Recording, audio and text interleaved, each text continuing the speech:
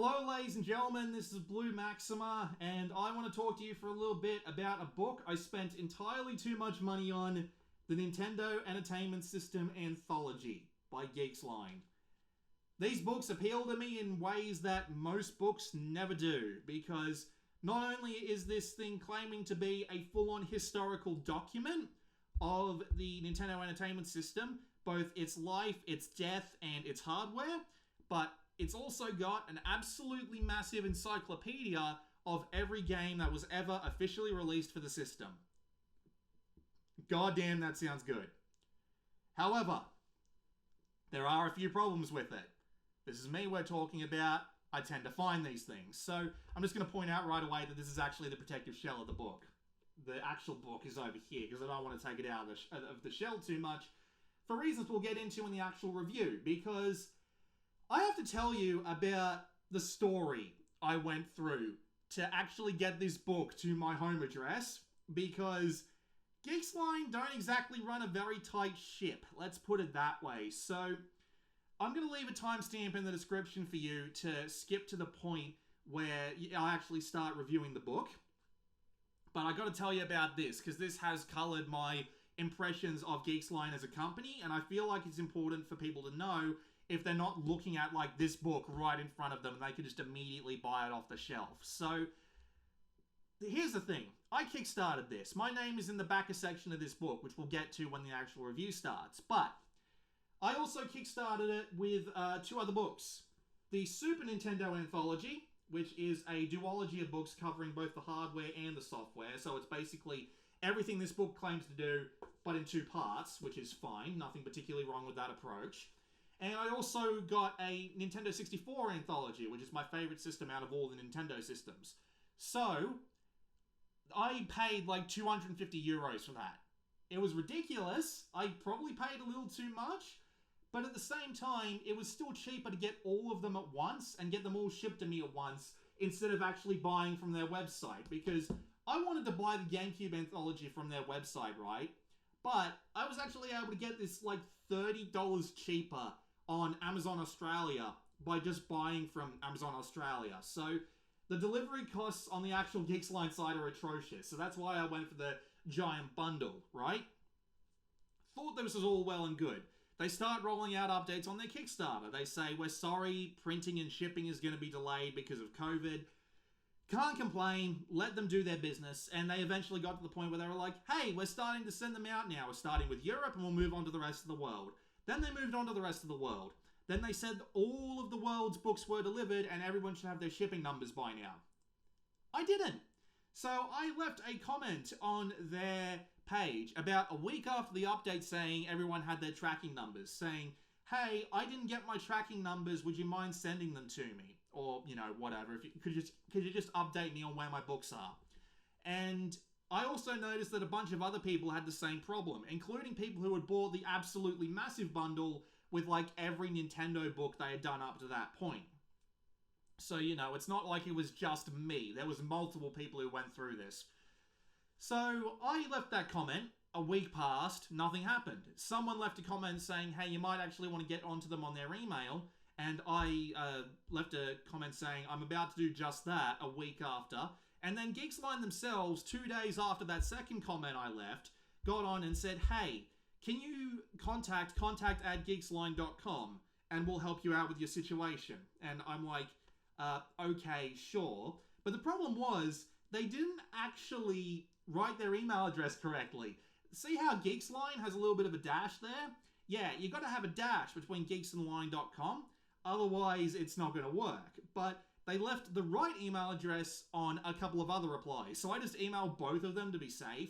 I was right in thinking that it was going to be the one with the dash, of course.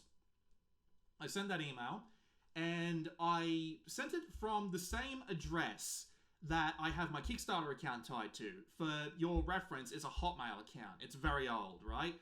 So I did that, and then another week passed, and nothing happened. So I followed up with another email, and I left another comment on the Kickstarter. And then 2 days later, I got an email back. But not on the email address I was expecting, because the email address I was expecting was the Hotmail account, obviously. But they actually sent it to a different email account, a Gmail account that I have connected to my YouTube channel. So instead of looking into their own reference and finding my email address through their own like Kickstarter list of backers, for whatever bloody reason, they were like, yeah, we'll just go search his name up on YouTube, because on Kickstarter, it has my display name as Blue Maxima. So I actually went and I got the email address, I looked at it, I got the email and I looked at it and I'm like, why didn't you just send this to my other email? At least they said something along the lines of, hey, we'll get you your 2 packages. 2 packages? Yep, because for some reason they shipped the NES one and the SNES one in one package, and the Nintendo 64 Anthology, which I don't have yet, is currently on its way from the United States. These came from Europe. Also, they said they were going to have the tracking numbers to me within 48 hours.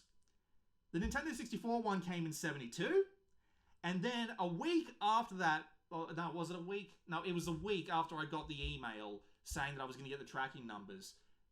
A week passed, didn't get another email with another tracking number, sent them another email, they got back to me the next morning with a tracking number. Then these arrived. Well, these 2 arrived within the week.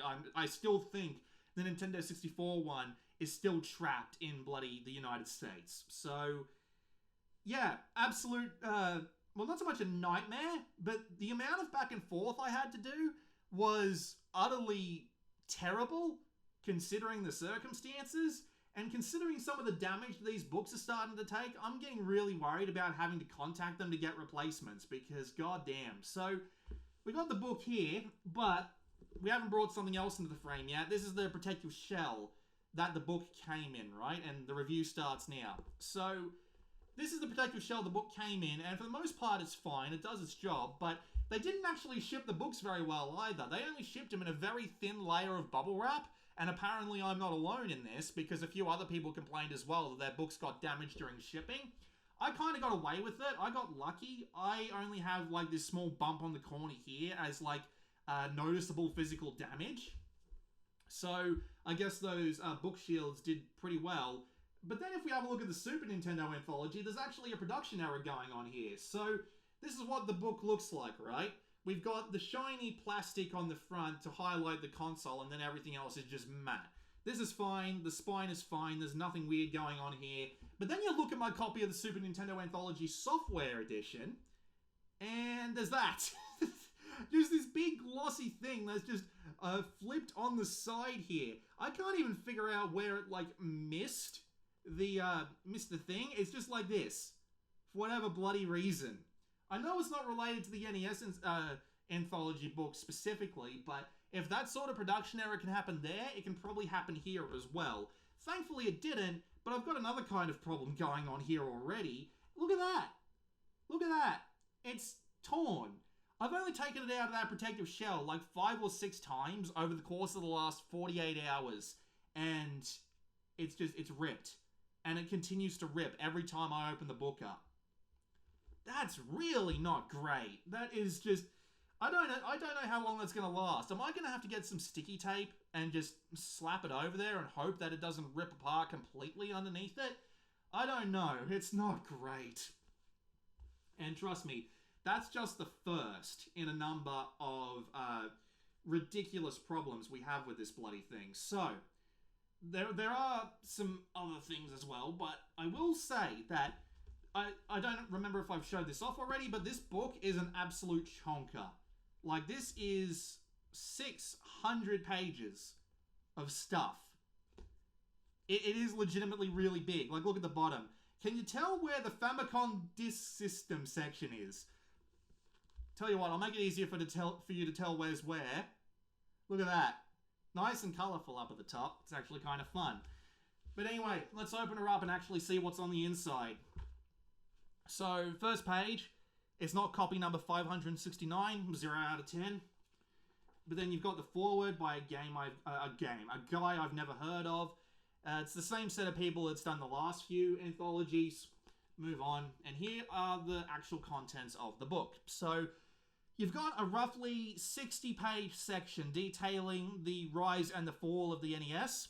Then, dead in the middle, for some reason, you've got the software library, which covers every single game ever bloody released for the thing, over the course of 300-ish pages.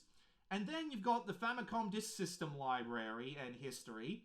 And then you've got all the unofficial games and some reissues, compilations and stuff like that. All kind of neat stuff, but they're all quite short in the grand scheme of things. Then you've got the Tanuki edition stuff. I don't know if they're going to sell this separately or what, but I'd be really disappointed if the amount of work that went into this part of the book just goes walkabout, because there's over 100 pages of stuff here. And this is all detailing outside of the collector's treasures, which really should have been like back here.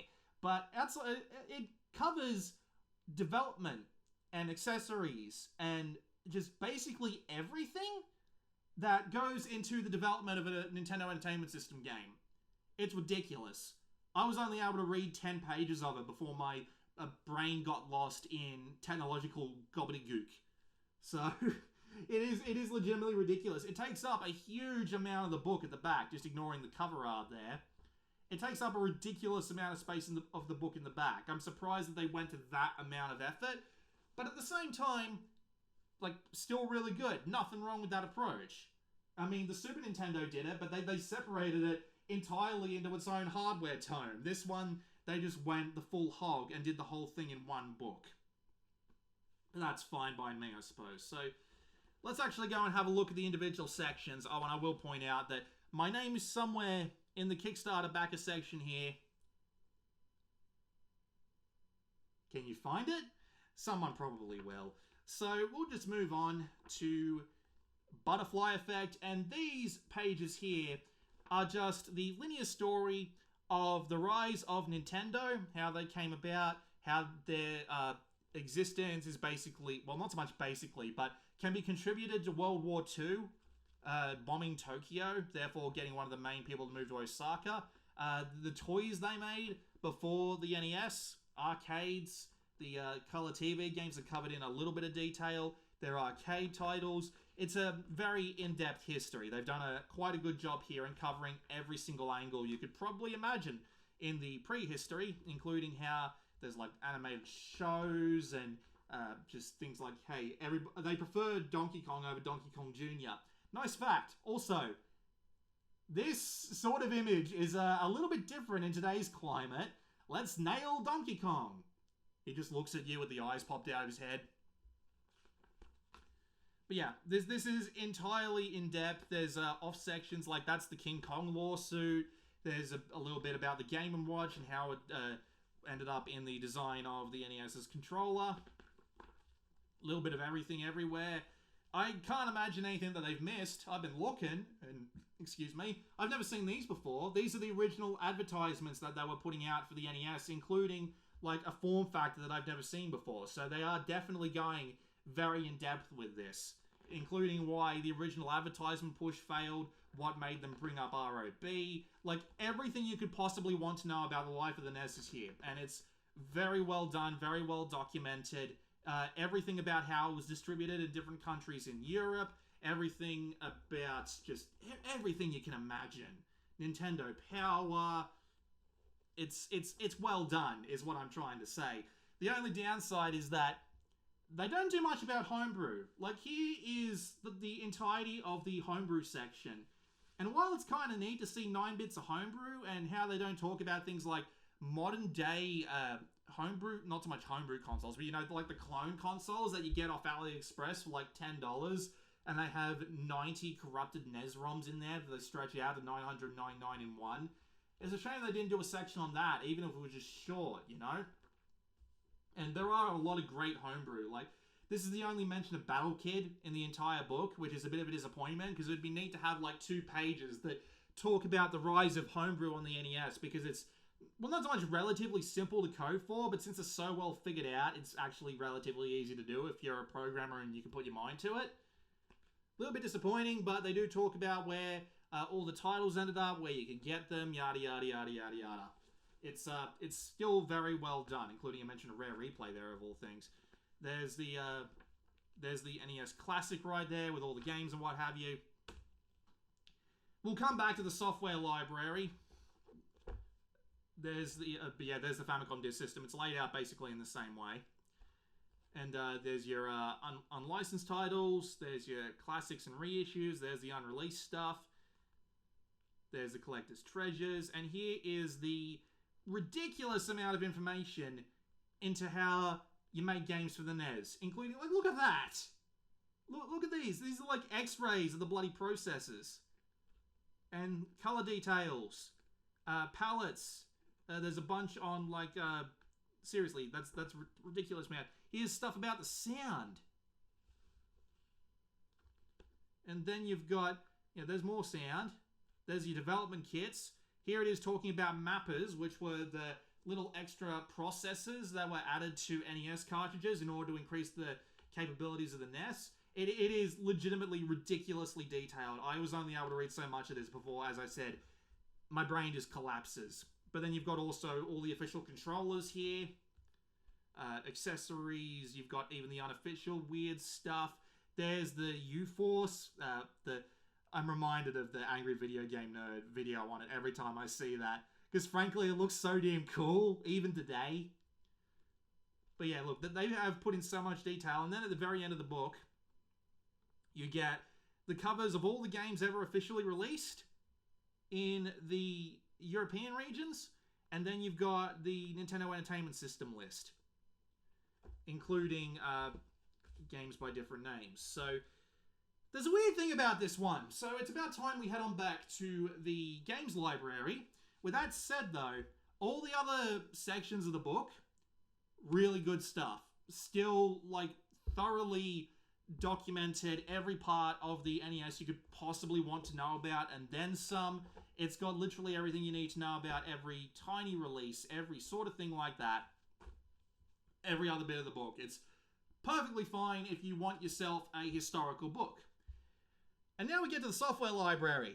This has actually changed a fair bit from what I liked about the other anthologies. So I actually need to just push this up and away just to give you an example of what's going on here.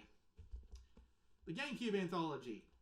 First book I got in this series. So let's just have a look at some of the examples we've got here.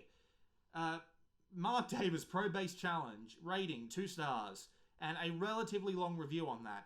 The rating there is what you really need to be concerned with, because the rating is actually walkabout with this one, because they say something along the lines of one of these paragraphs around here that rating NES games is kind of unfair because you're not going to rate the NES version of Donkey Kong fairly in comparison to its historical impact as to how important it was to the library of the NES, which I get.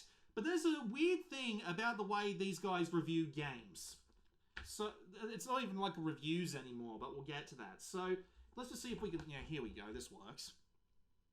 So, most of the reviews are often like this, right? You're lucky to get more than a few sentences in at a time, and most of them tell you about just the mechanics of the game. But even here, they've still got enough room to talk about minor things that help add to the overall view of the game. So, it's an excellent simulation, but they didn't really bring nothing new to the table. That's a pretty decent, like, quick-fire review. But many of the games in the reviews here don't even go that far. So you'll go to a random page and look for something, and no, that's not a good example. But there are a lot of ones with really tiny pages. Excuse me, I'll just focus back on the book here. Where, come on, really, trying to find, here we go. You'll find things like here, no, this one, sorry. Japan's love for baseball inspired this board game in which the career of a rising star owes everything to the luck of the dice. Similar to Game of Life, various events befall this young man, depending on boxes on which he lands via the dice. Along the way, he can improve his capabilities. It basically just tells you about the game, but it doesn't tell you how good the game is. But when you go back to the GameCube Anthology, it's okay, because you've still got the rating, right? So you've still got a decent idea of how decent the game actually is. But since they've actually removed the rating stars from the NES one this time, it doesn't really give you that much of an idea of whether or not it's worth seeking out or whether you should just avoid it. Now, to be fair, it is an entirely in Japanese game. And the way I'm thinking about it is like, he didn't really have that much time to play it. His Japanese might not be that great, so he might not be able to give it a fair review. Which would be fair enough, but I just gotta say, it's just disappointing not being able to see whether or not this would actually be worth my time to seek out, whether or not I have to track down like a fan translation, or whether I just have to just swing for the rafters with a bloody machine translation automated and something like that. Which is a shame, because there are some games in here which I would really, really like to play sometime, just because of how bloody weird they are. Imagine, if you will, a Japanese NES take on the United States race for the presidency. You opt for a party, choose policies, develop a program, and then launch a major campaign. It's rather precise and detailed, a rarity that deserves localization. That's a good review, but there are others throughout this book which have basically no details whatsoever. So you just come up and think, well, does that mean it's average? Does that mean it's actually potentially good? And as a result, I find myself kind of disappointed in that part of this book, because it just doesn't seem the need to give me a general recommendation. I'd like to know what this guy thinks. Has he actually played the game? It's kind of hard to know when some of the reviews are that out there. Thankfully, though, there are a few ways they do work around this, so it's not that big of a deal. So if you've probably been paying attention, you've been seeing things like these hearts here. This heart means that while this wasn't an absolutely massive titan on the NES scene, it's worth playing. It's worth going and looking up these days. Meanwhile, if you see a skull, that means, oh dear, this game is so horrifically bad that you should just avoid this game completely. And then you've got your stars, which are, this game was massive. This game was a big part of the library of the system. So, I'm not going to complain too much about how they go about things, because the entire point of this book is for me to, at least in my personal opinion, this might be different for you if you're looking for like recommendations on games to play that aren't just a star or a heart. My thing about books like this is reading through them and reading about crazy games that I've never heard of before. So, the America Daitorio Senkyo United States presidential race, that's interesting. I had never heard of this game before this book. I want to give it a shot. And I can happily say this about 10 to 12 games that are located throughout this book. I've actually got a video coming up on a game called Odama, which I had never heard of until I'd seen it while I was browsing through the GameCube Anthology. So, it does that job of being just a general reference for a bunch of games that I might have never heard of or seen before, just fine. But I got to admit that I'm just that tiny little bit disappointed in how the ratings are missing. Again, not a massive deal. Still a thing, though. You can also see that it's got your publisher, your developer, your genre, and when they were released in all their different forms. But this brings up another weird-ass problem. So, if we go back to the GameCube Anthology, or even the Super Nintendo Anthology, just as an example, right? Here's the thing about the way that they organize their games. The games in here are always organized by their United States title first, their Japanese title second, their European title third, right? Or possibly European second, Japanese third. So you find yourself looking through, and then you see, like, say, hang on, I'll just turn back to the one that I absolutely can reference when it comes to this sort of concept. I apologize if this is a boring review. There it is. Contra 3 The Alien Wars. Also known as Contra Spirits Super Probotector Alien Rebels, because, as it says in the bottom right here, this series is called Probotector in Europe. This pattern of putting United States first, Europe second, blah blah blah, is consistent across all of their anthologies that they've put out in English so far. Except for the NES one. It's here somewhere, trust me. There it is. You saw it there. Probotector, not Contra.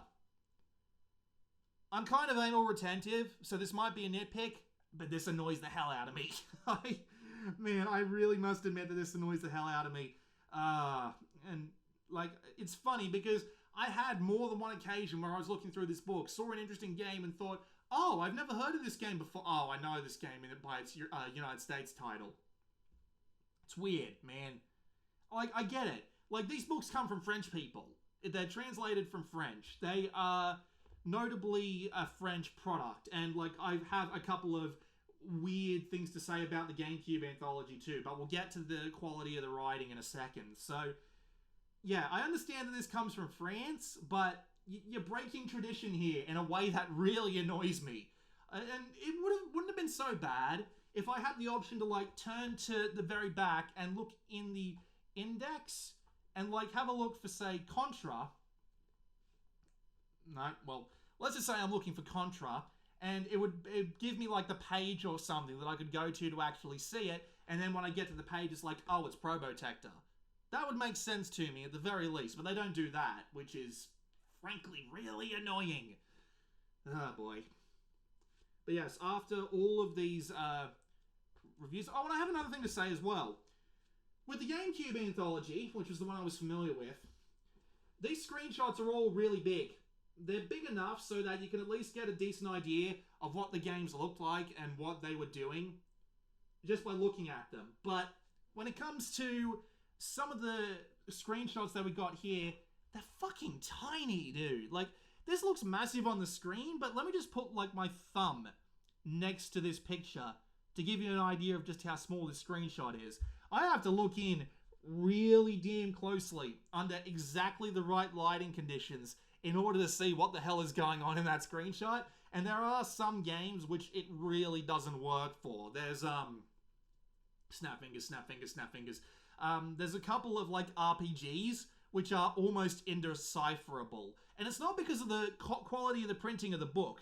The book printing is really good. It's just you've got small bloody characters of Japanese with small sprites on somewhat undetailed screenshots that are just really tiny and really hard to see if you're trying to read this book in any kind of, like, casual scenario. Feels like you have to take a goddamn microscope to it sometimes. And I kind of understand. Like, look at the Probotector, for example. Again, this just touches something deep in my soul, which I despise because it's a robot and not a man with cool blue pants. But yeah, you can see that they've put space for screenshots where the big games are required, but for all of these like really small titles that might be potentially interesting, even in just like, you know, going and seeing just how bad this piece of crap might be, it's like, yeah, good luck seeing that without bloody microscope. Kind of disappointing. Alright, so let's turn back to the beginning and talk about one of the things that is a little bit weird about this book, and that's the quality of the writing. Now, as I said before, translated from French, because these books all come out in French long before they come out in English, and, well, that's fine. As a result, sometimes the writing can feel a little bit stilted, but admittedly, it's a little bit less of a problem with, like, with the NES Anthology versus the GameCube Anthology. Whoever's been translating this to English, and it's been like the same people the entire time. I think it's like a husband and wife couple, judging by the credits page. They've been doing a pretty decent job in making it not sound as awkward. Like, one of my favorite examples of this is in the GameCube Anthology specifically. They use a really weird word for, I think they use the word episode to talk about just individual titles of a series, like say Super Mario Brothers, Super Mario Brothers 2, Super Mario Brothers 3. They'd call those something like episodes. Just weird little uses of weird English like that just gives you the idea that they're not writing this in English, and it's kind of bizarre. But, as I said, they've been working on it. However, I think the proofreader was asleep at the desk sometimes, because there are a lot of typos. There are a lot of just minor things like a double space or a misspelled word or a bunch of other little things going on in the text, which are not great, just because it kind of gives me the impression that they didn't really go to much effort in the book. And I'm not talking about like small things like that too. Like, okay, brain, come on. Think of the examples that you know of. You've seen a couple. Right, so as far back as, like, say, we starting from the NES Famicom, then we go through the butterfly effect, we turn to another page here, then we turn to another page here. By this point, I'd already seen about 3 typos. And it's like, anyone who was casually reading this book must have spotted at least one of them, so how did you miss them? And it's weirdly It happens a lot, but it also happens in some really, really weird ways. Like, I noticed this one immediately, and I'm incredibly disappointed that they didn't, because it feels like they didn't check this at all. So, here we are on the A's. Advanced Dungeons & Dragons, Dragons of Flame. This lazy conversion launched exclusively in Japan, sparing US and European AD&D fans the disappointment. The adventure at least has the merit of sticking to the original story based on the hero's search for a mythical sword. Otherwise, it is an unattractive rendition of this epic fantasy universe. Turn the page. Advanced Dungeons & Dragons, Dragon Strike. This lazy conversion launched exclusively in Japan, sparing US and European AD&D fans a disappointment. The adventure at least has the merit of sticking to the original story, based on the hero's search for a mythical sword. Otherwise, it is an unattractive rendition of the epic fantasy universe. It's exactly the bloody same! I honestly don't know how they would have missed this. Were they all working on, like, digital things where they weren't able to see this? Like, were they all doing it on, like, single page in, like, their PDF viewer? So it was like, there was this, then there was this, then there was this. So nobody knows that these two were the same. I don't think, like, the dates they've got listed up here are the same. Shoot 'em up? What? Shoot 'em up? Didn't know that existed. But yeah, weird. Bloody weird. And it goes on a little bit too. And, like, I know I'm kind of nitpicking at this point, but this is a huge one. Like, I'm surprised that nobody saw this one while they were looking through. You'd think they would look at the really big stuff to make sure they hadn't screwed this up, right? So, just as an example, publisher, developer, genre, players, and release dates. That's what they do for every single entry in this book. Over here, Mega Man 5, alternate title, publisher, developer, genre, players, European release date, US release date, salty Japanese. What are they going to do? Go bomb Pearl Harbor? I don't know why that this was a mistake that they made. You'd think they would have, like, done a proper find and replace across the entire book. Or maybe that is what they did. These were written slightly differently, and it was just like, oh, and by these I also mean Mega Man 6, because I did it down there too. It's funnier than just, like, an actual damage to the book, but I gotta tell you, man, it's just weird as a result of that, right? And that's not all in the way of, like, weird stuff they've got going on in the book. Like, for example, it's here somewhere. I think it's on page 36. If I can just get the page to... there it is. Look closely. There. You see that? That's not a hair. That's part of the print. Just a random red line in the middle of the book for some reason. And there's more than one of these. I found another one. I can't remember exactly where it is, but there is at least 2 of these in the book. I don't know how that was missed. How nobody was looking at, like, the final print of the book and just completely glossed over that while they were reading the text to make sure it was okay. And it's full of just little things like this that make me think this was put out in a rush. Like, even back here in the contents of the book, and I only just noticed this one while I was preparing for this video rant, I guess we'll be calling it at this point. PAL exclusives, and not just, like, what the title of that part of the book actually says, which is PAL Region Games. Not to mention that they did all the US covers here as well, but they didn't mention that in the contents, did they? I know I'm nitpicking over minor things here, but I didn't recall seeing any of those sorts of mistakes in the GameCube anthology outside of the slightly infrequent English. And I don't recall seeing anything like that in the Super Nintendo anthology either, although I haven't read the Super Nintendo anthology in any real depth just yet. But it just gives me the idea that they kind of rushed this one out, and as a result, there's a fair few more mistakes than there usually is in these sorts of books. And I didn't read all of these, we'll call them reviews for the sake of brevity. I didn't read all of these reviews in depth, so there might be more, like, typos and stuff that I missed completely, but yeah, it feels like they kind of rushed it, which is a shame, because, again, outside of all of that, it's a really nice book. It's a really big effort. The actual history of the thing, the parts where they're talking about all the bloody development tools, and even the fact that they've managed to touch on every single game, even in a minor way, is just really, really well done as just a general nose to the grindstone level of effort. It's something that I've been wanting to do for a long time with something like the PlayStation. Don't remind me of that failure, but it's something that I've wanted, and to say that it doesn't fulfill a lot of my curiosities, although it's kind of funny that they actually say that Takeshi's challenge is a heart, but okay. It does fill my curiosity. It does let me look through and see all of these weird games that I've never heard of, all of these things about the Famicom disk system that I've never gotten around to playing, or which ones turned up on the NES proper as part of a cartridge, but it really does feel like it just got rushed out the door a little, and another month to proofread over it, to give it a little bit more oomph, maybe to add some of those rating stars back in, or just to tweak up the review text a little bit, to be like, hey, I do recommend this game, or I don't recommend this game. Even just a thumbs up or a thumbs down for the ones that are like so short that you can't really impart too much detail would have been a hell of a lot better.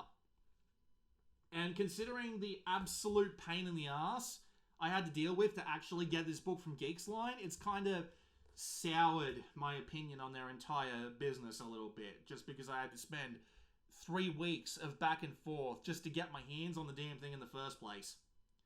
I don't hate it. I actually really like it, but the combination of the rushed feel of some of the text in the book, the fact that some of the reviews have changed, some of the standards are a little bit different from the rest of the series, that just feels weird in the grand scheme of things.